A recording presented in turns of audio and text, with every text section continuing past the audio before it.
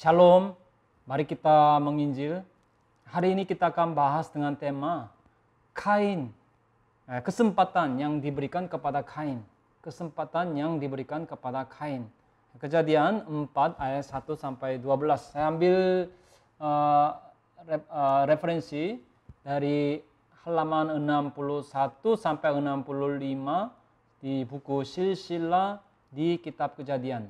Silsilah di Kitab Kejadian. Pertanyaannya, apa kutuk yang diberikan kepada Kain si pembunuh? Yaitu, 1, ia menjadi pelarian dan pengembara di bumi. Kejadian 4 ayat 12b. Jadi mulai saat itu, pengembaraan dari kehidupan manusia itu dimulai. Nah, maka saudara, seperti demikian, dosa memutuskan semua hubungan dengan Allah dan dengan manusia, serta membuat manusia merasa terkucilkan. Lalu jika lihat Kejadian 4 ayat 16, di manakah tanah yang ditinggali Kain?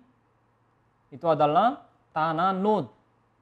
Arti Nod adalah orang yang pengembara atau pelarian. Lalu kutuk yang diberikan kepada Kain yang kedua, meskipun ia mengusahakan tanah, tetapi tanah tidak memberikan hasil. Kejadian 4 ayat 12a. Nah, sekarang kita coba lihat ada 3 kondisi rohani dari manusia. 3 kondisi rohani manusia. A. Sebelum kejatuhan Adam, meskipun tidak bersusah payah, bisa makan hasil tanah. Ya kan? Nah, di sini tanah menunjuk pada seluruh lingkungan atau fundamental kehidupan. B. Setelah kejatuhan Adam, manusia harus bersusah payah karena tidak taat dan jatuh dosa, sehingga manusia harus bersusah payah, yaitu harus berkeringat, barulah bisa memakan hasil tanah. C. Kain yang membunuh adiknya, meskipun mengusahakan tanah tidak memberi hasil. Kejadian 4 ayat 12. Nah, ini adalah akibat ia membunuh Habel adiknya. Ia membunuh Habel karena iri hati, cemburu, dan juga dia berkata bohong di hadapan Allah. Nah, sekarang pertanyaannya, kalau begitu, mengapa Kain menjadi pembunuh? Yang pertama, kita lihat 3 kesempatan yang Kain lewatkan. 3 kesempatan yang Kain lewatkan. Allah memberi beberapa kesempatan pertobatan kepada Kain. Nah, di saat itu Kain seharusnya sadar bahwa ia telah kehilangan iman dan berbalik kepada Tuhan. Yang 1, Kejadian 4 ayat 4 sampai 5a. Kejadian 4 ayat 4 sampai 5a. Ketika korban persembahannya ditolak. Nah, perihal korban persembahannya tidak diindahkan, itu sendiri merupakan apa? Itu sendiri merupakan kesempatan pertobatan. Karena dikatakan bahwa semua yang ditelanjangi atau ditegur akan tampak sebagai terang. Efesus 5 ayat 13 dikatakan demikian. Segala sesuatu yang sudah ditelanjangi oleh terang itu menjadi nampak. Sebab semua yang nampak adalah terang. Nah, di ayat tersebut di sini ditelanjangi. Bahasa Yunani elenko yang berarti dibongkar. Artinya dibongkar atau ditampakkan dengan jelas. Ditampakkan dengan jelas. Menurut 70 LXX diterjemahkan sebagai ditegur. Ditegur atau dihardik. Dihardik atau diuji. Jadi korban persembahan Kain itu ditolak. Lalu korban persembahan Habel itu diterima. Ya, Kejadian 4 ayat 2 sampai 4. Dengan demikian Allah membongkar bahwa ada masalah pada Kain. Ada masalah pada Kain. Tapi di saat itu, jika pada Kain ada hikmat, apa yang ia seharusnya lakukan?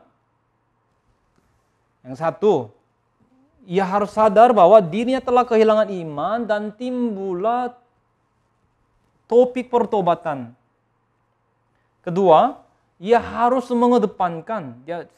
Pertama dia harus sadar, wah, ia telah kehilangan iman. Harus sadar. Kedua, mengedepankan Habel sebagai perantara. Habel itu dijadikan pengantara dan memberikan korban persembahan lagi. Karena dengan demikian, jika korban persembahan Kain diterima, maka Kain juga akan dipulihkan. Tetapi Kain tidaklah demikian. Ia sangat panas hatinya. Lalu ia, naskahnya, menundukkan kepalanya. Ia kesal. Di hadapan siapa? Di hadapan Allah. Kejadian 4 ayat 5. Hati Kain menjadi sangat panas dan mukanya muram. Nah, di sini saudara, mukanya muram. Mukanya muram itu bahasa Ibraninya napal panim, yang artinya menundukkan kepala. Menundukkan kepala. Muram, marah. Poin 2. Oke, poin 2. Kejadian 4 ayat 5b sampai 8. Yaitu kesempatan yang kedua itu ketika Allah menasihati Kain. Ketika Allah menasihati Kain. Kepada Kain yang hatinya sangat panas, Allah memberikan kesempatan lagi. Yaitu Allah memberitahukan tentang godaan dosa, keinginan dosa.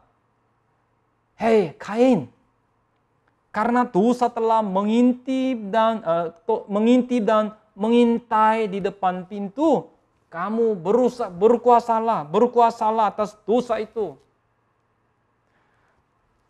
Jika kita berpaling dari hari Tuhan melawat, maka akan datang penderitaan dan kesengsaraan. Yesus datang mencari umat Israel demi penyelamatan seluruh manusia. Tetapi saudara, mereka tidak kunjung sadar. Akhirnya Yesus menubuatkan tentang penghancuran Yerusalem kan? Penghancuran Yerusalem. Apa alasannya? Lukas 19 ayat 44. Lukas 19 ayat 44. Dan mereka membinasakan engkau beserta dengan pendudukmu dan pada tembokmu. Mereka tidak akan membiarkan satu batu pun tinggal terletak di atas batu yang lain. Karena engkau tidak mengetahui saat bila mana Allah melawat engkau. Nah, melawat, episkope, artinya kunjungan atau ya, mengawasi atau melindungi. Lalu kata saat ini, saat bahasa Yunaninya kairos. Kairos. Yaitu saat yang krusial. Atau waktu yang genap secara eskatologis. Jadi Yerusalem hancur itu merupakan hasil dari mereka tidak menyadari penebusan Allah, yang mana Yesus pergi mengunjungi Yerusalem. Nah, jadi Allah mendatangi, menemui, dan bercakap-cakap, itu adalah berkat, saudara. Nah, seperti demikian, Tuhan mendatangi Kain yang telah kehilangan iman dan hendak menasihati.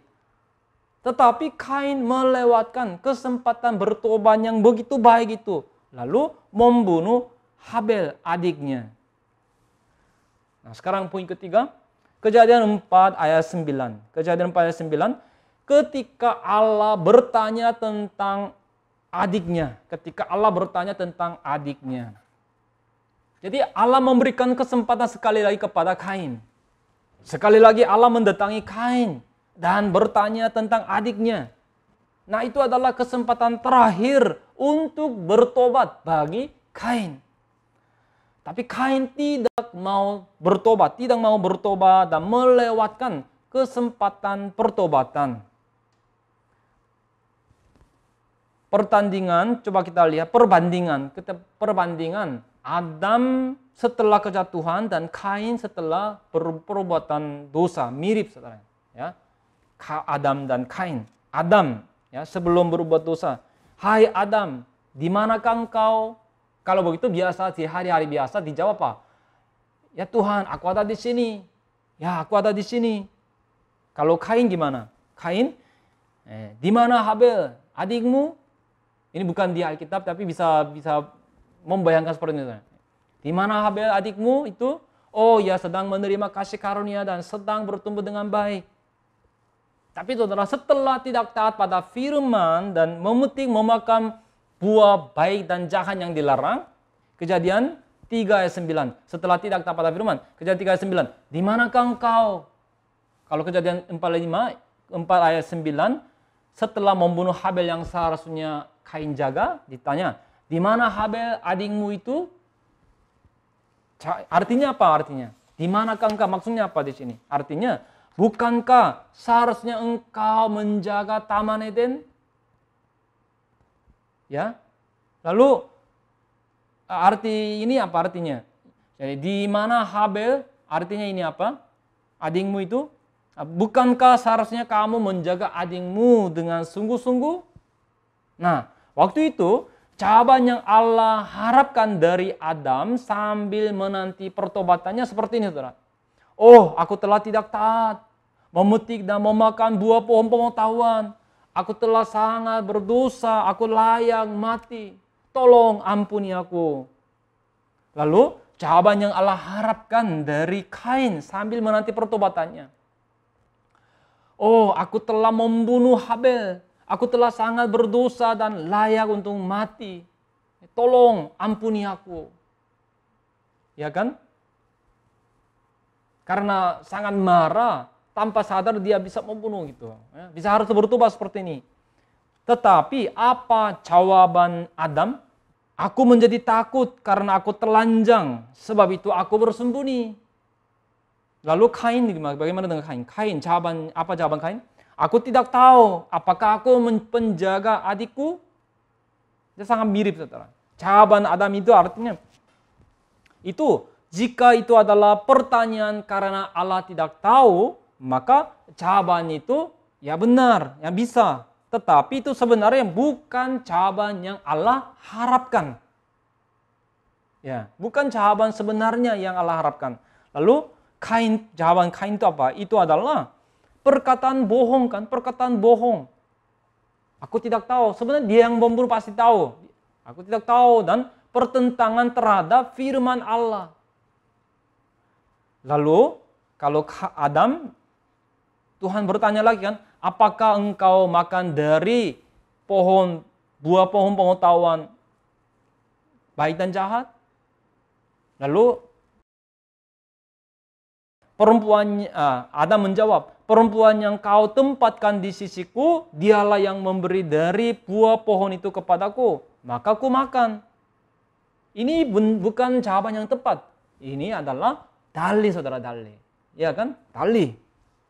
Jadi pada akhirnya Allah menampakkan fakta perbuatan dosa Kain dan menyatakan hukuman. Kejadian 4 ayat 10 sampai 12. Kejadian 4 ayat 10 sampai 12. Seperti di pengadilan, hakim memvonis hukuman.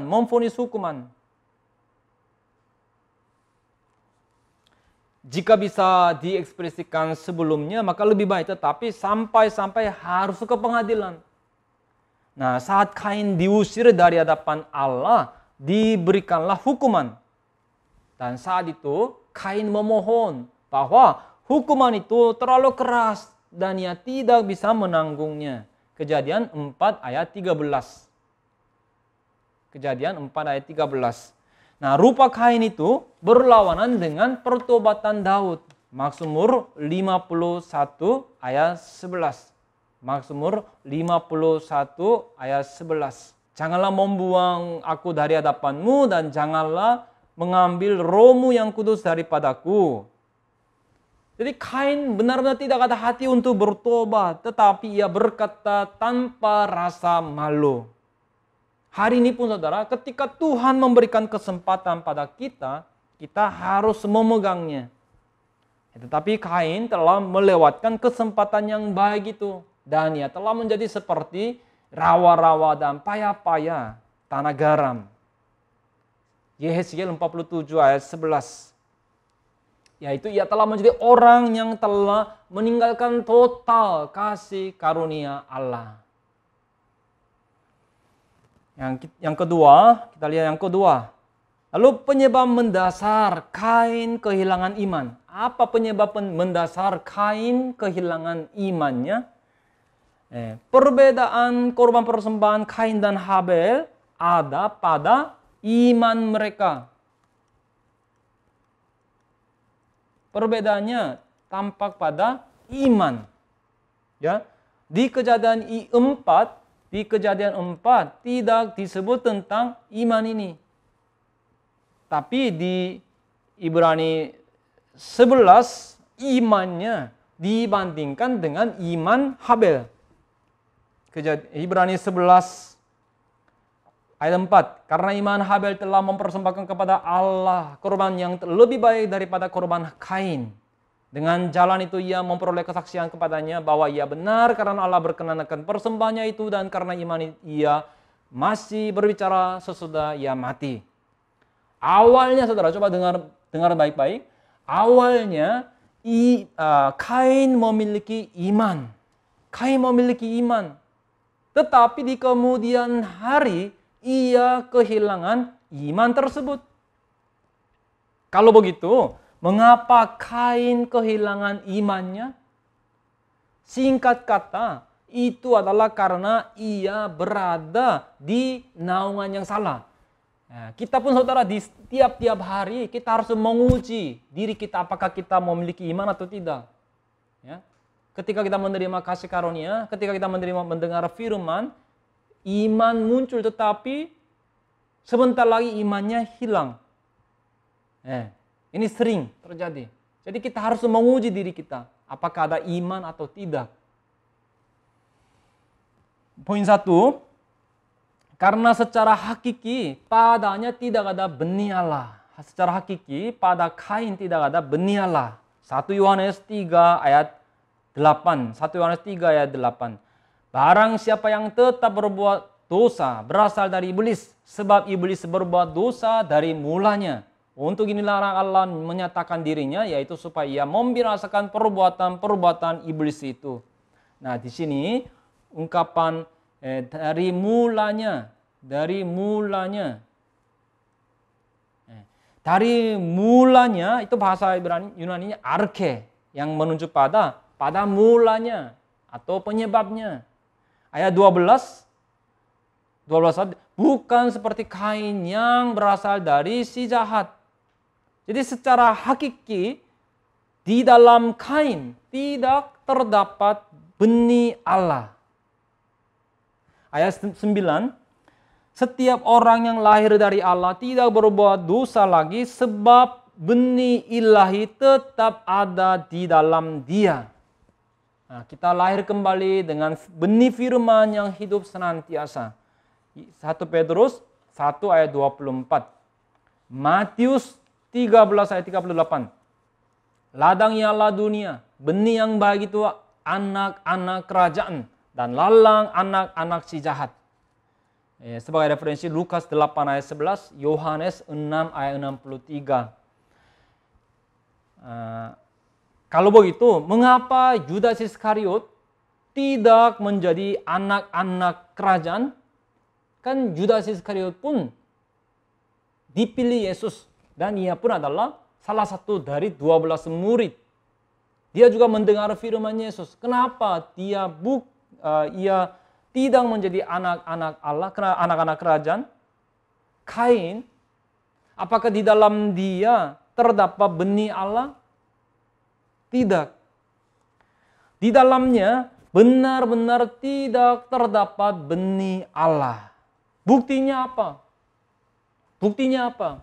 Yaitu ayat yang tadi kita baca, 1 Yohanes pasal 3 ayat 9, yaitu ini. Dikatakan, jika ia adalah orang yang lahir dari Allah, ia tidak berbuat dosa. Alasannya apa? Karena benih Allah terdapat di dalam dia. Tetapi Kain, benih Allah tidak terdapat di dalamnya. Dengan kata lain, di dalam Kain tidak terdapat benih Allah.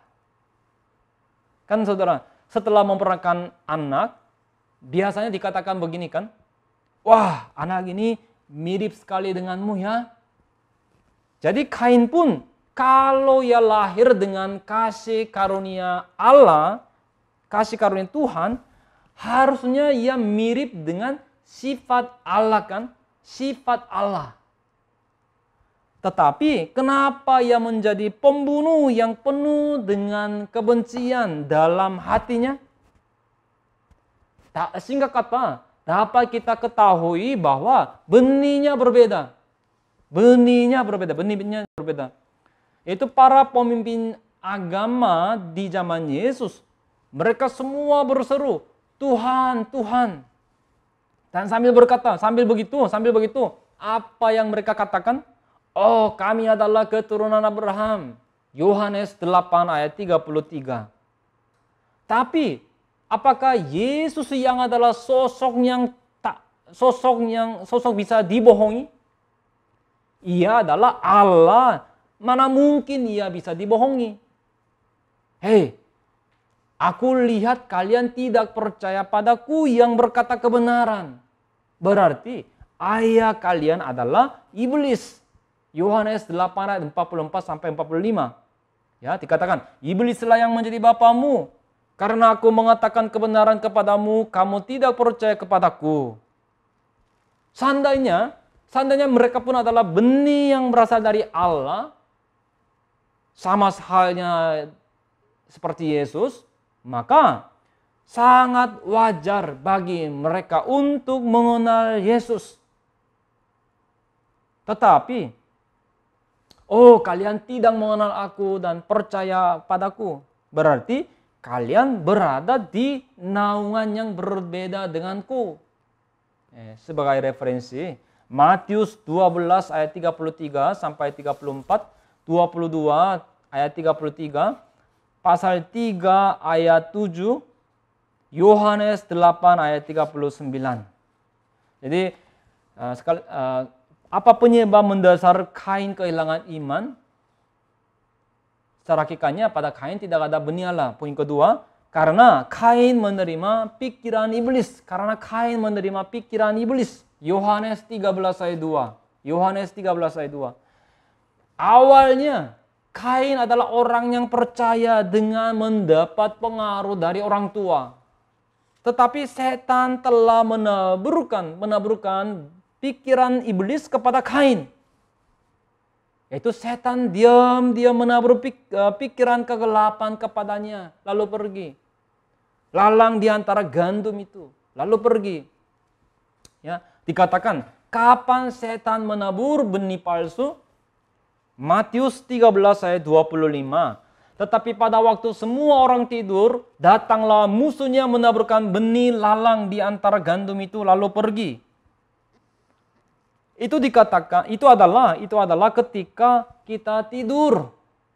Ini menunjuk pada tidur rohani. Tetapi tentang hal ini, jemaat kudus yang terpilih pun tidak terkecuali. Jadi setan iblis yang menabur benih palsu diumpamakan sebagai apa? Di Alkitab sebagai singa. Di antara binatang-binatang itu yang diumpamakan sebagai singa. 1 Petrus 5 ayat 8. Sadarlah dan berjaga-jagalah lawanmu si iblis. Berjalan keliling sama seperti singa yang mengaum-aum dan mencari orang yang dapat ditelannya.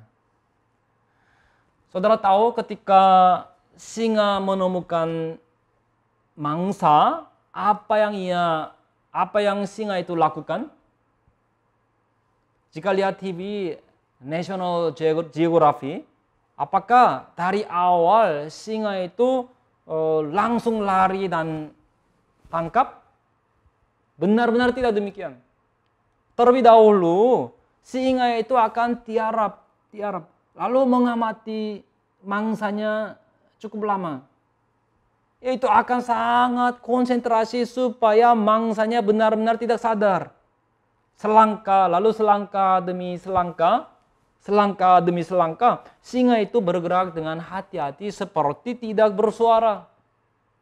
Sambil begitu, ketika mangsanya lengah, secara rohani tidur, lengah. Saat itu, singanya akan sangat cepat berlari, lalu menerkam leher mangsanya, lalu selesai. Itu sebabnya saudara-saudara, kenapa kita harus berjaga-jaga dan terbangun? Itu adalah supaya iblis tidak diam-diam menabur benih palsu ke dalam kita. Jadi Kain menerima benih yang iblis taburkan. Iblis taburkan yaitu pikiran iblis. Hasilnya di matanya pikiran setan itu terasa lebih rasional dibandingkan firman Allah. Jadi daripada pikiran, jadi di matanya pikiran setan terasa lebih rasional dibandingkan firman Tuhan. Nah, baik Kain. Nah, Yudas Iskariot pun terlebih dahulu iblis menaburkan benih pikiran ke dalam hatinya. Yohanes 13 ayat 2. Iblis telah membisikkan rencana dalam hati Yudas Iskariot, anak Simon, untuk mengkhianati dia. Jadi akhirnya Kain bukannya menerima roh Allah, melainkan ia menerima roh yang lain. Ia menerima roh yang lain. Injil yang lain. Yesus yang lain. Ya, Galatia 1 ayat 6, 1 Yohanes 3 ayat 12, Amsal 29 ayat 10. Di zaman Yesus membongkar identitas umat Israel. Yohanes 8 ayat 44. Iblislah yang menjadi bapamu. Nah, setan telah menabur pikiran ketidakpercayaan kepada umat Israel. Nah, pada orang-orang Farisi dan Saduki yang seperti demikian, tidak ada pertobatan. Tidak ada kunci untuk membuka surga, yaitu pertobatan. Tidak ada bagi mereka. Meskipun demikian, mereka berbangga bahwa mereka adalah keturunan Abraham. Tapi nyatanya tampaklah bahwa mereka adalah keturunan ular. Coba kita lihat 3 kasus. 1, dalam seketika Petrus membantah kehendak Allah. Jadi Petrus membantah kehendak Allah. Kepada Petrus yang seperti demikian, Petrus membantah kehendak Allah. Kepada Petrus yang seperti demikian, Yesus berkata, "Hai setan." Matius 16 ayat 23. 2. Ananias yang banyak memberi persembahan, tetapi hatinya penuh dengan perkataan bohong. Kepada Ananias yang penuh tipu dikatakan bahwa ia penuh dengan setan, ia dikuasai iblis. Kisah Para Rasul 5 ayat 3. Kisah Para Rasul 5 ayat 3. Tetapi Petrus berkata, "Ananias, mengapa hatimu dikuasai iblis sehingga engkau mendustai Roh Kudus dan menahan sebagian dari hasil penjualan tanah itu?" 3. Nabi palsu kelihatannya kudus. Tetapi Nabi palsu kelihatannya kudus karena berpakaian seperti domba. Tetapi di dalamnya penuh dengan serigala, tipuan, dan perkataan bohong. Matius 5 ayat 17. Yaitu penipu yang berdusta secara kebiasaan atau tukang bohong, itu semua adalah sifat-sifat setan. Maka saya sungguh berharap agar setiap hari kita bercermin dan membersihkan luar dan dalam diri kita. Amin. Kesimpulan, Allah tidak menyuruh Adam dan Hawa yang jatuh dalam dosa untuk memberikan korban persembahan kepada Allah. Sebagai gantinya, kepada Kain dan Habel, anak-anak mereka, disuruh untuk memberikan korban persembahan. Hasilnya, di dalam korban persembahan Habel terdapat roh dan kebenaran. Sedangkan pada korban persembahan Kain tidak terdapat kesungguhan maupun iman. Nah, tapi berbeda bersamaan dengan itu, Adam adalah typos. Typos dalam bahasa Yunani yaitu gambaran, model, atau contoh. Roma 5 ayat 14. Adam yang adalah gambaran, typos dia yang akan datang. Sekali lagi, Adam adalah gambaran dari Mesias yang akan bertugas sebagai imam di perjanjian baru. Meskipun ia orang berdosa, kepadanya dikenakanlah ketonet, pakaian kulit. Pakaian itu ketonet. Bahasa Ibrani-nya ketonet. Hasilnya, kepada Adam sendiri diberikanlah kualifikasi untuk menjadi pengantara bagi orang lain. Gara-gara ketonet ini. Ya, bukan jasa diri sendiri. Nah, hari ini kita pun adalah orang-orang yang telah mengenakan pakaian ketonet rohania dari darah yang mahal salib Yesus. Sehingga kita pun diberikanlah kualifikasi untuk menjadi pengantara bagi orang lain. Maka kita harus menanggung tugas ini dengan baik. Nah, alasan yang mendasar korban persembahan Kain ditolak adalah karena ia mengabaikan firman.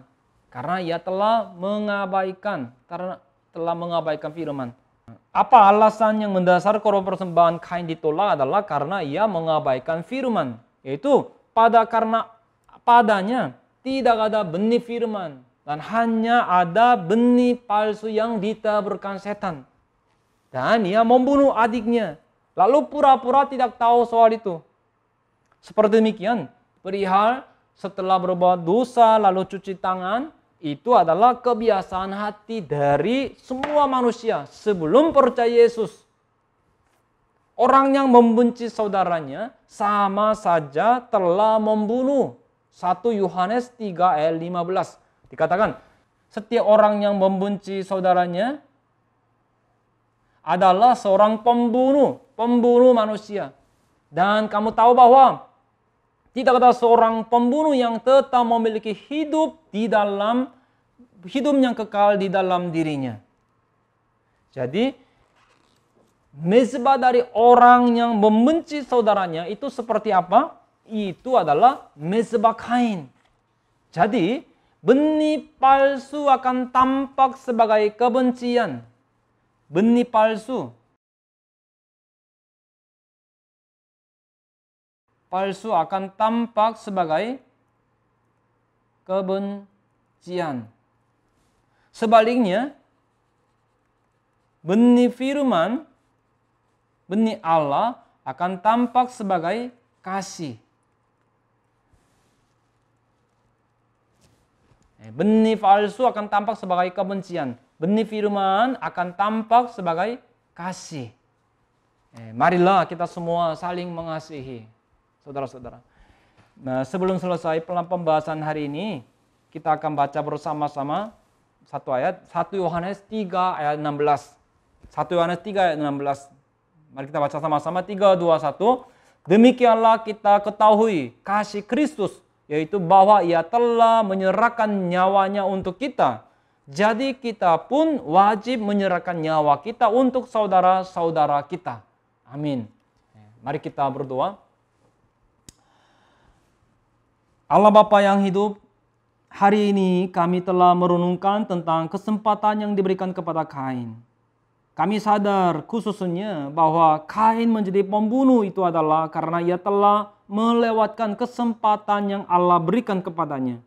Dan secara mendasarnya itu adalah karena benih Allah, yaitu benih firman tidak tinggal di dalamnya. Dikatakan bahwa jika kami tidur secara rohani, iblis akan menabur benih ke dalam roh dan pikiran kami. Tolong bantu agar setiap hari kami bisa sadar dan berjaga-jaga sehingga benih firman bisa tinggal di dalam kami dan kasih karunia yang kami dapat tidak diambil. Dengan meninggikan nama Yesus Kristus yang kudus, kami panjatkan syukur doa kami ini kepadamu. Amin. Tuhan memberkati.